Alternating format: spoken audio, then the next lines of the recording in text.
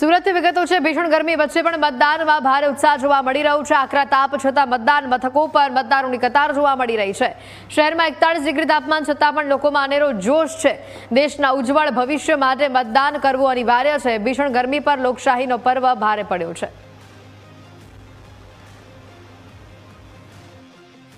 હોય ગરમીનો માર પણ અમે કરીશું મતદાન, આ સૂત્રને સાર્થક કરતું આજે સુરતીઓ છે તે મતદાન મથક પર પહોંચી રહ્યા છે।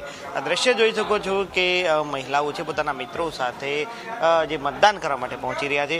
શું કહેશો, આકરી ગરમી છે, ચહેરા પર સ્માઇલ છે, મતદાન કર્યું છે અને ચિહ્ન પણ બતાવશો?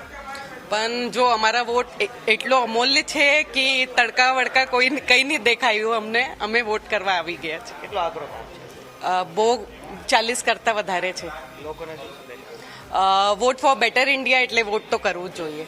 બીજો કે જેનજી પણ અહીં આવ્યા છે। જેનજી એ યુગ પરિવર્તન માટે હવે જાણીતા છે, પહેલી વાર વોટ આપ્યો છે, શું કહેશો?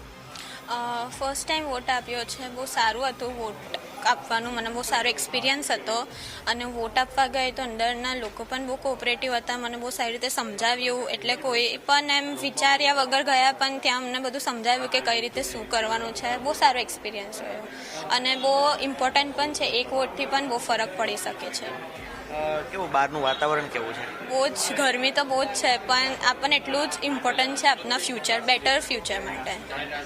તમે શું કહેશો, આકરો તાપ છે, 41 ડિગ્રી જેવું તાપમાન છે, છતાં મત આપવા આવ્યા છો? હા, ગરમી તો ખૂબ જ છે, છતાં વોટિંગ પણ એટલું જરૂરી છે, કારણ કે એક વોટિંગ પણ બહુ અમૂલ્ય છે, કારણ કે ફરક પડે છે, નહીં તો એક વોટ ઘણો અમૂલ્ય છે આપણા માટે।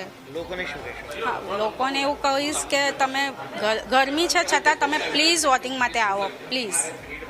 ચોક્કસથી આજે સુરતના લોકો છે, ઉત્સાહનો માહોલ છે જોવા મળી રહ્યો છે। આકરો તાપ છે છતાં પણ આકરા તાપમાં તેઓ મત આપવા માટે મતદાન મથક પર પહોંચી રહ્યા છે અને લોકોને પણ કહી રહ્યા છે કે ગરમી ગમે એટલી હોય, મત જરૂરથી આપો। કેમેરા પર્સન કેસી વઘાસિયા સાથે મિત્રુપાપરા, ન્યૂઝ કેપિટલ, સુરત।